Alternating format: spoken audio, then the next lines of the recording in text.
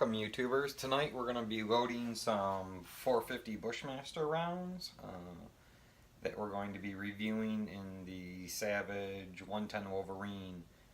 I recently did some testing on it and I want to try to develop a little better load for deer hunting season. So this is kind of my process, how I go through it and where I arrive. So first of all, we're going to be using some Starlinebrass 450 Bushmaster. We're going to do 3 different groups of powder charges, 5 shots each. I think they give you a good representation of what you have. So we're going to get out 15 cases. I've used a lot of Starlinebrass. This is probably going to drive some of you crazy, but in the past I found the lengths very consistent to be the correct size right from Starline to begin with, and there's very little case prep to be done, especially with a straight wall cartridge. There's not much that can be wrong with it. So we'll get 15 pieces of brass here set up.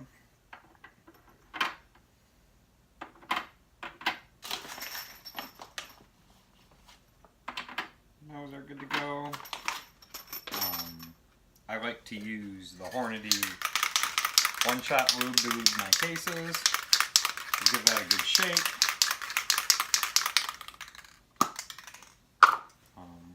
Simple. Couple little passes from a few sides, and you're good to go. I like to let that sit for a minute before I start processing the brass. So that's one of the first things I do after getting the cases ready. Next thing I do, we have a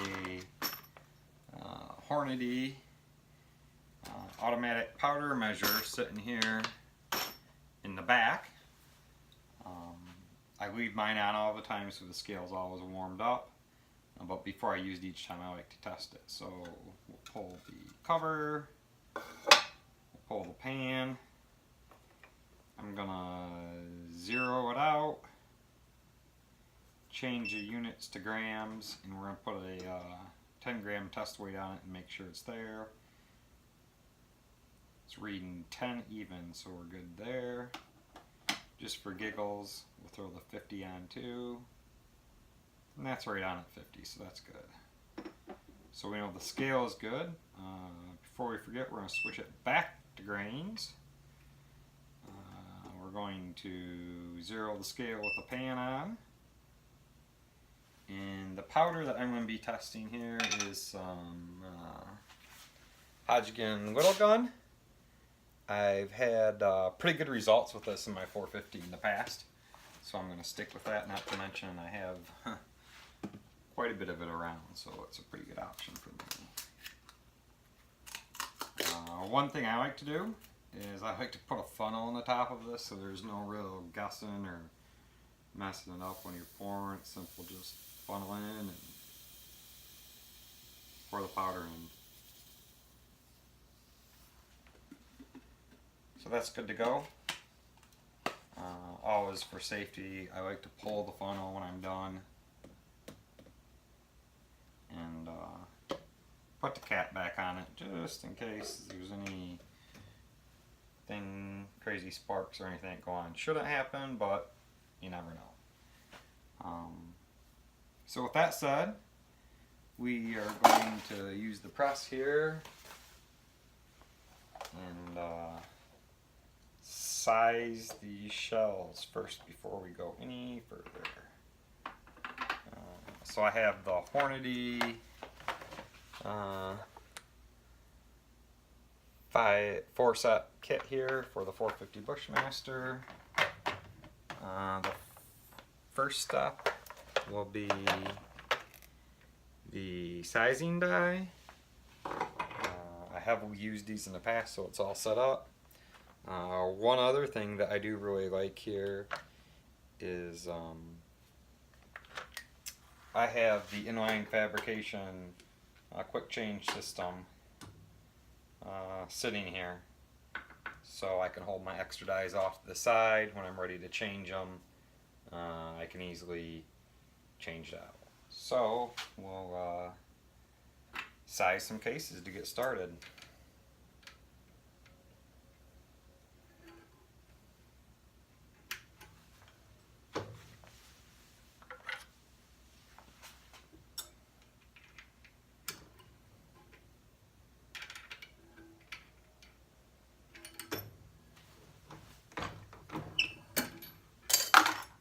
One of the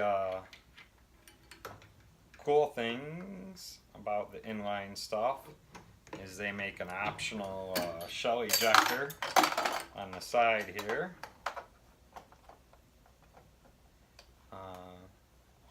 It kind of helps speed up the process. When you bring the ram down, it will eject the shell and drop it into the storage bin on the side.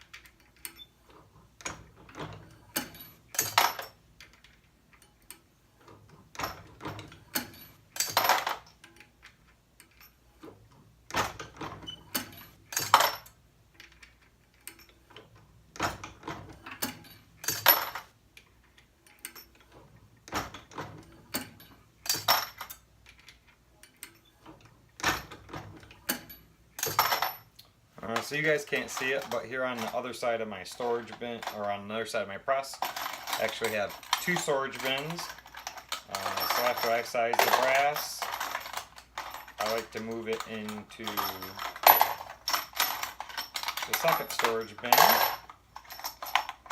This way it keeps everything nice and separated. So after we size it, we can remove the sizing die. 450 Bushmaster is a straight wall cartridge. So those of you that are familiar with reloading will know that that means the mouth of the case needs to be belled. So the next step I do is bell all the case mounts. Again, I've loaded this cartridge before for this particular bullet. That was the last thing loaded, so I know all my dies are all set up. If you're doing this for the first time, you need to go through and adjust your dies.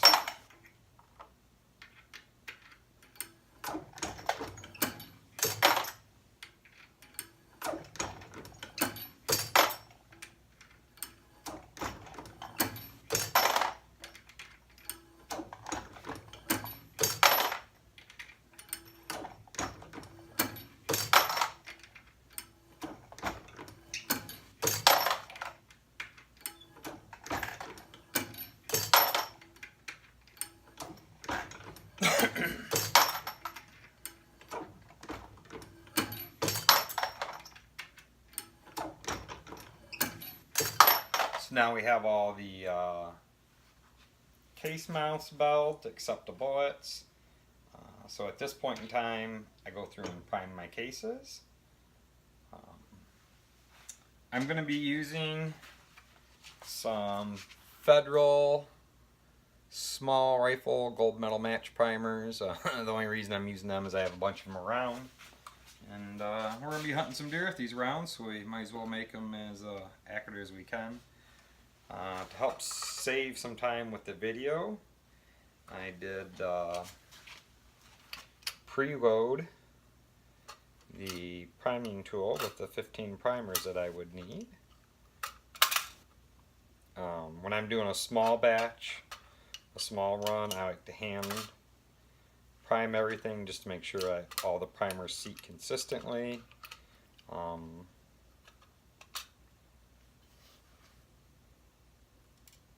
So that's the reason for that.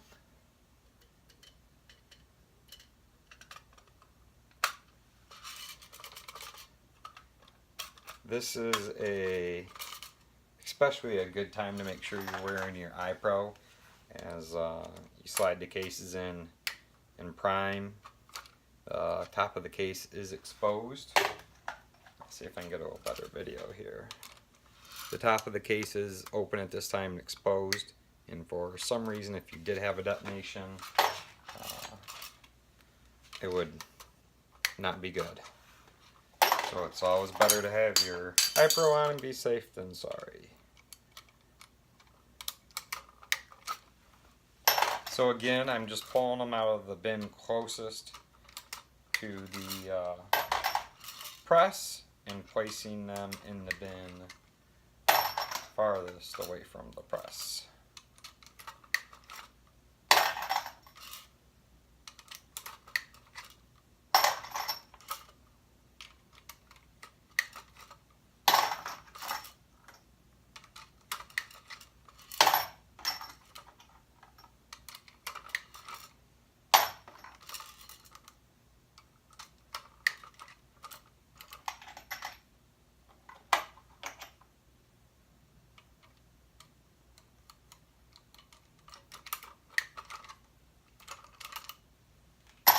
So everything's primed. This primer tool from Hornady, the hand primer takes the same shell holder as you use in the press, which is kind of nice, but also a pain in a way, because if you only have one shell holder, you have to pull the shell holder partway through your reloading process.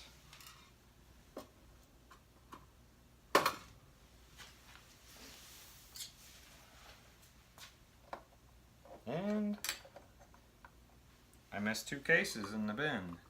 That would explain the extra primers that I thought I'd counted out correctly.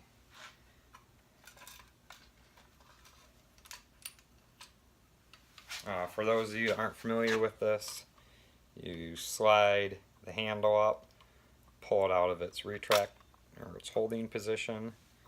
You then slide your shell holder in place, push it all back up, lock the handle back in the loading place, and it's spring loaded here to give you the spring tension to return it after installing the primer.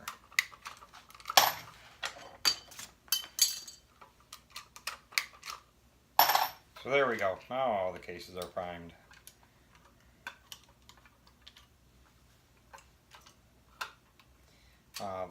The hand primer will do both small and large primers. And of course I drop a part on the floor. Typical of how my reloading seems to go for me some days. So we can put the press back in, or put the shoulder back in the press. And that'll be good to go.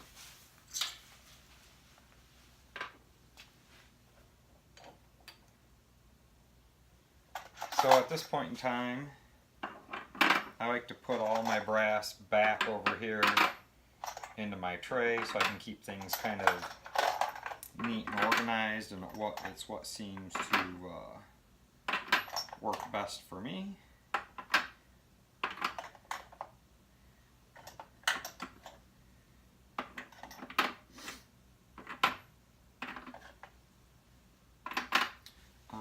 We're going to be loading some of the Barnes TSX 275 grain Bushmaster bullets. They're the all copper, hollow point expanding. I really want to try these, get them to shoot good. I've had some bad experience in the past with some other 450 rounds on actual deer, so I'm hoping that this load will give me some better results and some better blood trails to follow. The last thing I did load with this setup was these exact bullets, so I know the case length is right and all that. The overall length on the case will be 2.225 inches. Last time I did this, I did 34.5 grains of Lil'Gun, produced about a 1.25 inch group at 50 yards, which I think can be a lot better than that. So we're going to try bumping it up. Hodgdon actually had a load for this online for the 450 with the Lil'Gun and these bullets with a max of 35.4. So we're going to try 5 at 34.8, 5 at 35.1, and 5 at 35.4, and we'll shoot those in another review later on and see how it works. So we're going to do 34.8, and we're going to dispense it. And we're off to the races on making some, measuring some powder.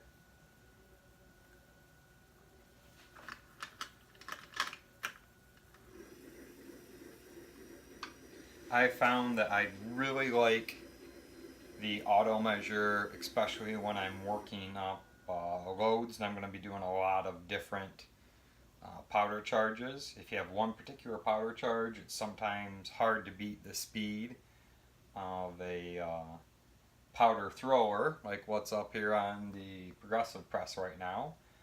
But when you're trying to do small runs, multiple powder charges, sometimes it's a lot easier to just let the powder trickle or run. Takes a few, or the powder auto charger to run takes a little bit longer, but I think in the end it's a lot easier than measuring, trickling, and doing all that stuff.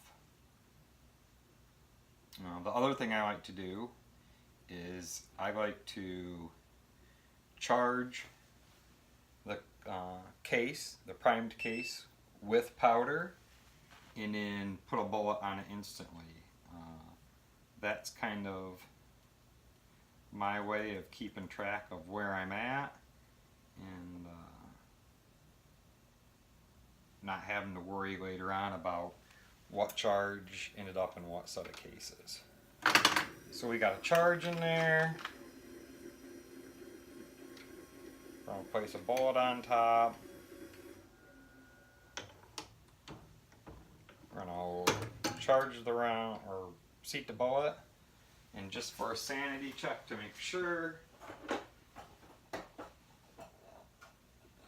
gonna grab my calipers here, and we're gonna give it a double check.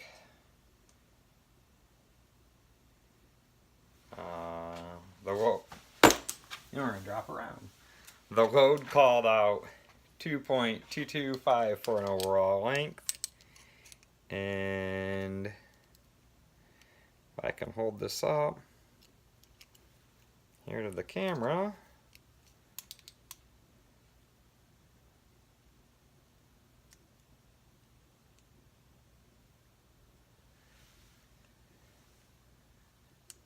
we are at, no, it's not going to show up.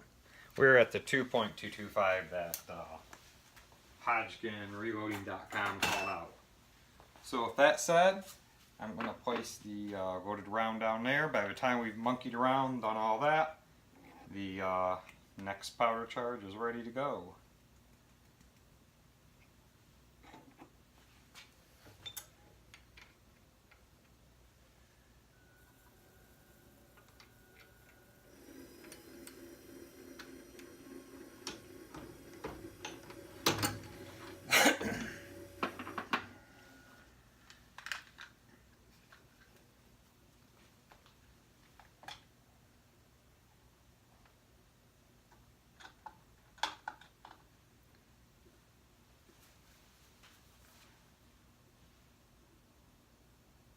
This will probably be a little slow and painful here for a few minutes in the video, but I do want to show kind of the full time lapse of how long it does take me to load these rounds for anyone out there that's new or has never used any of this particular equipment before.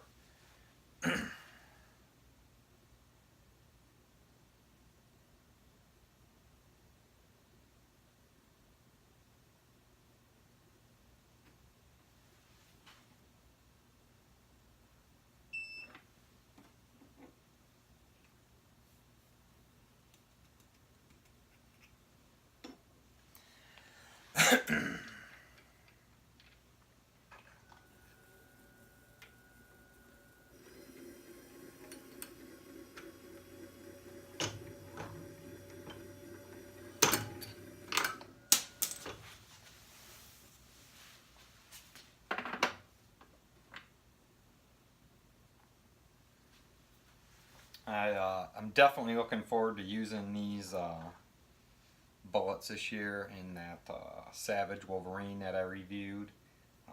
The last few years in Michigan, I've been using a AR-15 with a Bushmaster 450 upper with a 20-inch barrel.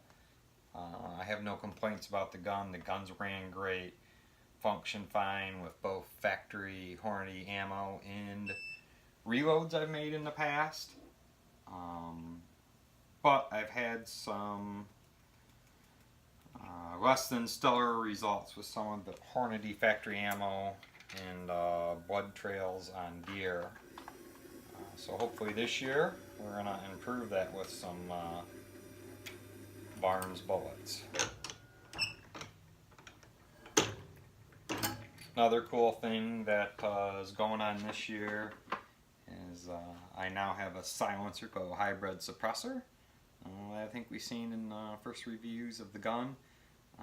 Those recently, in the last year or so here, became legal to use in the state of Michigan to hunt with. Silencers, that is. So I look forward to seeing how that's gonna work out this fall also. So we've done the first 5 charges of the 34.8, so now we need to set it to 35.1. The powder set. Now we can dispense, and that'll start measuring out the next charge while we're loading it up here. I will admit these Barnes TSXs are not cheap. I don't remember the exact pricing right off the top of my head, but this is definitely a caliber that I don't shoot a lot. So once I get a good load worked up and developed, it's not something that will be used a lot, so the price of the bullets to me are kind of not of a concern or an issue.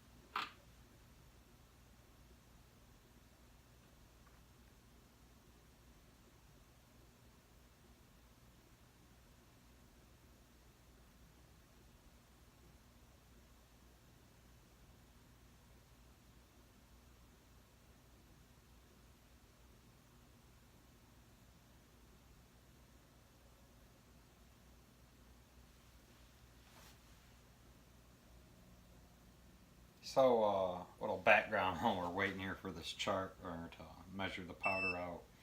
The one reason I chose the Lil'Gun, like I said in the past, I've used it in the 450 Bushmaster and with some 244 grain Hornady XTP mags, and I had pretty good results with that out of my AR-15 upper. The other reason was I also own a 22 Hornet, and for the longest time you couldn't find Lil'Gun anywhere around. the local reloading store. Got some in about 5 months ago. So I can go back to shooting Hornet a little more now that supplies are easy to come by. And I picked up a 8-pound jug of it. So between the Hornet and a little bit that I'll shoot the 450 Bushmaster, I should have a half a lifetime supply of Lil'Gun. So that's part of the reason why I picked it. Also, a lot of the reviews I've read online and different websites I followed about the 450 Bushmaster, a lot of people really rave about the Lil'Gun. So that kind of steered me towards it too. So we're working on our last powder charge here at the 35.1.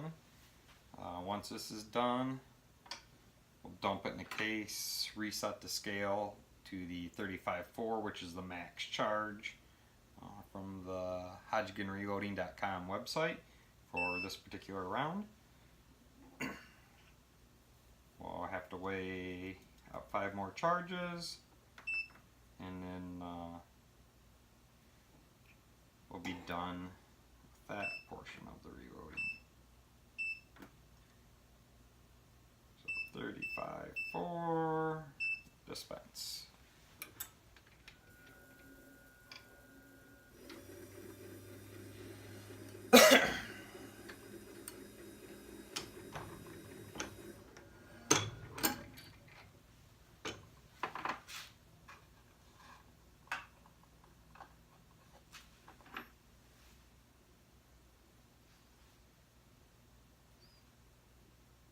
It looks like, looking at the powder measure here, you guys probably can't see it because it's a ways away, but I have some powder sticking on the side of the acrylic too, which one of these days I need to do a review about how to alleviate that from happening, which as you can see I definitely did not do before I got everything ready to reload this time. So look for that in a future post about how to help that issue, so when it comes cleanup time after reloading, it's a little less painless for you.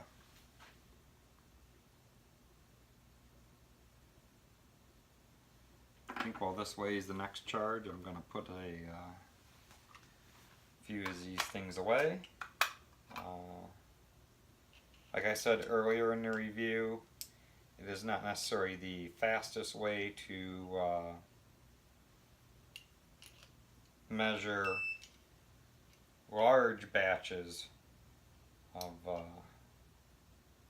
powder, but it is very consistent, very accurate, and I think for road workup it is a pretty hard way to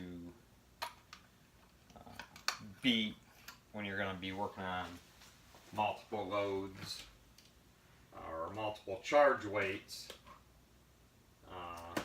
for one particular load. Like I say, when I get ready to do a production run, if that's what we want to call it, I typically set the powder measure up, but I find to do 4 or 5 shells, by the time you set the powder measure up, verify it, do all that, I can just as fast let the auto charger do it by itself.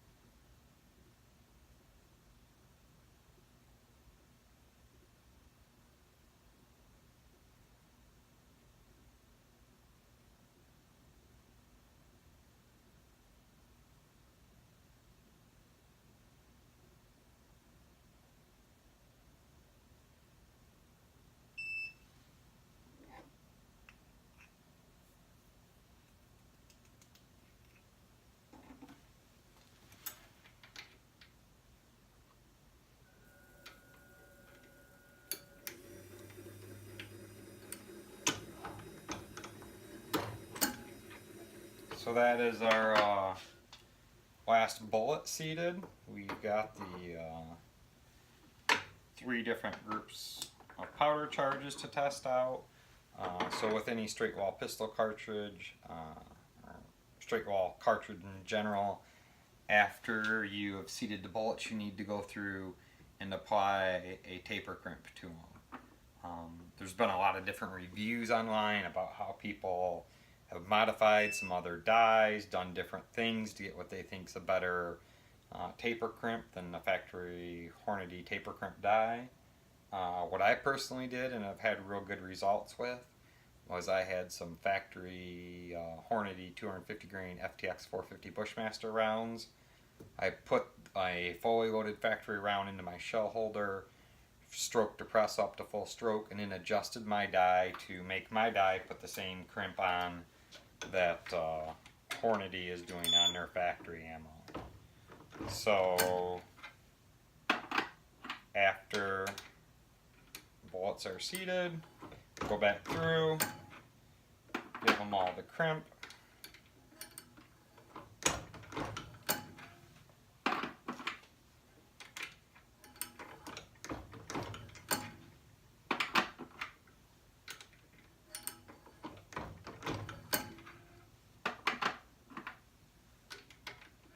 This crimp is important for a couple reasons. If you're feeding them from a magazine-fed gun, it helps hold these bullets in during the recoil of the gun to prevent bullet setback or bullet creep, which can cause extreme pressure issues with a small change. So that's very important, you get the bullet held in the right spot. The other thing that the crimp does in these straight wall cartridges is it gives a common neck pressure to the bullets. So during firing the rounds, the bullets have a common tension in the neck, and the pressure curve throughout the firing process is much more consistent, as the pressure has to build the same each time to start the bullets down the barrel in the firing process of the gun.